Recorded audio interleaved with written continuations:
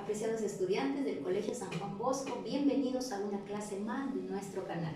Hoy vamos a abordar un tema que corresponde a los estudiantes de cuarto año de secundaria y el tema es géneros y especies de la literatura prehispánica. Vamos a recordar que los géneros que cultivaron fueron tres: la lírica, el épico narrativo y el dramático teatral.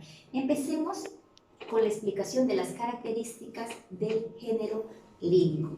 El primero es que expresa un profundo sentimiento sobre los hechos significativos o importantes, como por ejemplo la bondad de sus dioses, la fertilidad del campo y el desarraigo de su tierra natal. La segunda característica que debemos mencionar es que estos cantos han sido recitados en forma colectiva por los coros, acompañados por instrumentos musicales como las antanas, las quenas, los pincuyos. Y también vamos a recordar la tercera característica, que en este caso es que está ligada estrictamente a la música y a la danza. ¿Por qué? Porque han sido composiciones en versos breves y sencillos. Un ejemplo claro de ellos tenemos en los poemas del Inca Garcilaso de la Vega, en su obra Los Comentarios Reales de los Incas. Ahora, ¿qué especies se dieron a conocer en la lírica prehispánica? La primera que vamos a mencionar es el armoray. Y el armoray es un canto de celebración por la siembra y la cosecha. El segundo que vamos a mencionar es el ayi. El ayi también es un canto de celebración, pero las victorias y los triunfos de sus héroes en las batallas. El tercero que vamos a mencionar, y recuerden bien, es el arahuí. ¿Qué es el arahuí? El arahuí es un canto de tristeza, de nostalgia, por la separación de un ser amado. El siguiente es el ayataki. El ayataki es un canto elegíaco a la muerte. Luego pasamos al huaycaye. ¿Qué es el huaycaye? El huaycaye es un canto religioso. Pasamos al siguiente, que es el huacantaqui. El huacantaqui es un canto dedicado a la producción o a la reproducción del ganado y también de adoración a otros animales como el cóndor, la serpiente. Pasamos al siguiente, que es el huahuataqui. El huahuataqui es un canto de adoración a la luna, a las estrellas, que también eran considerados como sus dioses. Recordemos que el pueblo prehispánico era politeísta. Y la última especie que tenemos es el taqui. El taqui es un canto de celebración también en las festividades que ellos tenían como familias, eran de júbilo, de alegría, se cantaban los taquis. Ahora, un ejemplo, les voy a leer un ejemplo que se encuentra para mis chicos del Colegio San Juan Bosco. Este ejemplo se encuentra en el libro de actividades. El título es Morena Mía. Vamos a leer 3 versos nada más. Porque eres la mujer más bella, porque eres reina mía, porque eres mi princesa. Aquí empieza exaltando a la mujer. ¿Por qué? Porque este poema al final trata del dolor, la tristeza y la nostalgia que siente el yo poético por la pérdida de su amada. ¿A qué especie pertenece este poema? Al arahuí. Muy bien. Y aquí tenemos 2 ejemplos más que yo les voy a dejar en tareita. Ya las imágenes les van a guiar para descubrir a qué especie pertenece. Ahora, vamos a pasar en este caso al siguiente género, que es el épico narrativo. El épico narrativo tiene sus inicios, sostiene su punto de partida en el recuerdo de los hechos o acontecimientos importantes para el hombre pre-inca. Ahora, estos se han ido modificando al transcurrir el tiempo y por eso es que vamos a mencionar las especies. La primera especie son los mitos. En este caso, los mitos son de carácter religioso que intentan explicar el origen de un fenómeno de la naturaleza y la percepción religiosa que tenía el hombre pre-inca. Un ejemplo de ellos es el mito de Illantixi, Viracocha, y otro ejemplo es el mito de Incar. Ahora, pasamos al siguiente, que es la especie de la leyenda. La leyenda narran actos antiguos, muy antiguos, de sus héroes o acontecimientos que, como han sido transmitidos de generación en generación de forma oral, han tenido sus modificaciones. Un ejemplo claro de las leyendas es la leyenda de Manco Cápac y Mama obvio, que ahora lo tenemos en forma escrita. Ahora, la siguiente especie son los cuentos. Nosotros sabemos que los cuentos son composiciones breves y sencillas, escritas en prosa, claro, ahora escritas en prosas, pero que han sido creadas con la finalidad de entretener a las familias. ¿Ya? Ahora, vamos a pasar en este caso a las etapas que tuvo el género épico narrativo. Y tuvo dos etapas en este caso, la narrativa pre-inca y la narrativa post-incaica.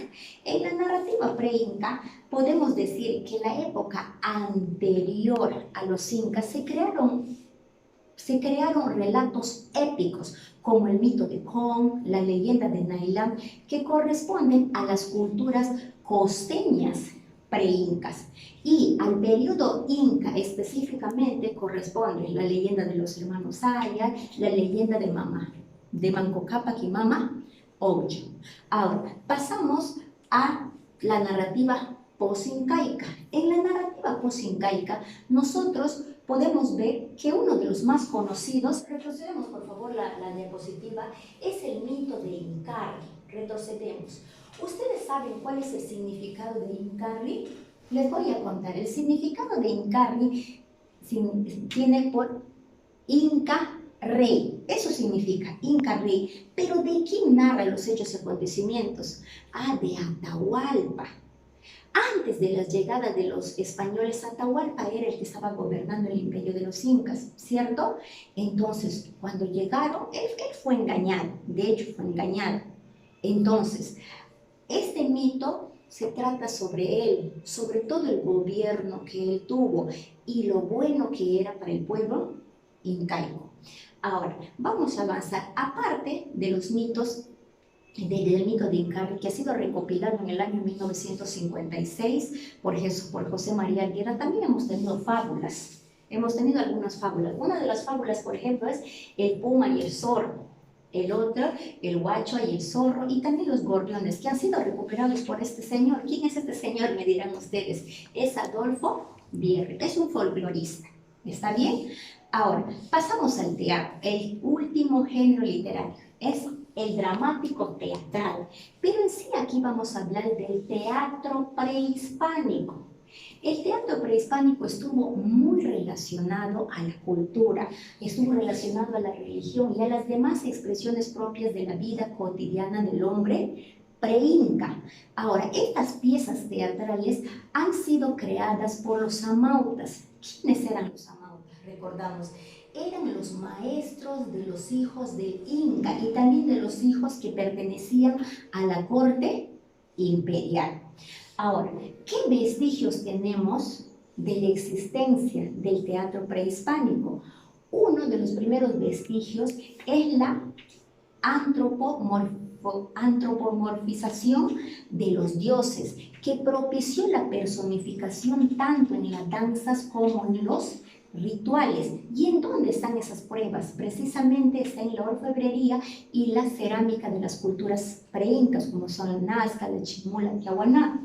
Ahora, otro vestigio que tenemos de la existencia del teatro, aquí quiero que vean una imagen. Son los descubrimientos arqueológicos. Por ejemplo, esta imagen, ¿a qué pertenece? A la ciudadela o el teatro de Caral, dicen. Las piezas teatrales han sido creadas para ser representadas en espacios abiertos con la única finalidad de entretener a la corte imperial, dice. Y las culturas de aquel entonces tenían, pues cada una tenían sus teatrines, se llamaban. Esos teatrines han sido específicamente construidos para concurrir a la gente y que puedan presenciar las piezas teatrales. Ahora, ¿qué vestigio más tenemos de la existencia del teatro? Uno es los testimonios de los cronistas, que ellos no se midieron en ningún momento en explicar así de forma abierta el teatro prehispánico. Pero hay algo más que hay que recordar acerca del teatro, que fueron formas de expresión, y han sido tres formas de expresión en el teatro prehispánico. La primera es el Taki, la segunda es el Aiji y la tercera eran las máscaras. ¿En qué consistía el Taki? El Taki eran las danzas y los cantos y el Aiji eran las danzas guerreras, ¿ya? Ahora, recordemos que el teatro ha sido creado para celebrar, para representar celebraciones, para enseñar la parte religiosa. Un ejemplo del teatro tenemos la celebración del Inti Raymi. ¿Ves? Es una celebración. Y el Inti Raymi es una celebración al dios Sol, donde se unían los 4 suyos. ¿Ya? Ahora, ¿qué especies se dieron en el teatro prehispánico? Igual, se dieron la tragedia, la comedia y el drama. Empecemos por la tragedia. A diferencia de la tragedia que nosotros conocemos, donde los protagonistas mueren, no. Aquí es la representación de hechos militares, las hazañas, los triunfos de sus héroes. De eso trataban las tragedias. Ahora, las comedias eran representaciones más de labores domésticas, de cosas triviales del hogar, de la agricultura. Y en el drama hay algo diferente. Hay unas representaciones de cortejo, de enamoramiento y también de las costumbres propias del Inca. Ahora, un ejemplo que yo sé que todos conocemos es el drama de Ollantay. ¿Quién no conoce el drama de Ollantay? Si no, les invito a conocer, aquí les voy a dar una pista. Ollantay, Ollanta, es el general del Inca Pachacútec, que pelea por él y gana las batallas, pero comete un error, un pequeñísimo error. ¿Cuál es? Enamorarse de su hija, de la princesa Cusi Coyuri. Y no solo se enamora, sino que va ante Pachacútec y le pide la mano de su hija. Y Pachacútec dice, ¿qué osadía es esa de querer un plebeyo, por más general que era, pedir la mano de mi hija? Lo destierra, lo bota. Y a Cusi Coyuri la entierran, pero la encierran. Pero en este caso, Pachacútec lo que no sabía es que ya había el producto del amor. Nació Imaxuma, la hija de Ollantay y en este caso de Cusi Coyuri. Pasan los años, Imaxuma crece, Pachacútec muere, Imaxuma se entera que su madre está encerrada y que su padre era Ollantay. Entonces acude al Inca, que era en ese entonces Tupac Yupanqui, su tío, y le pide que perdone a su padre y que libere a su madre. Tupac Yupanqui, con corazón más noble, accede al pedido de Imaxuma y libera, en este caso, a su hermana y lo trae a Ollantay. Entonces ahí nuevamente ellos pueden unirse y vivir su amor.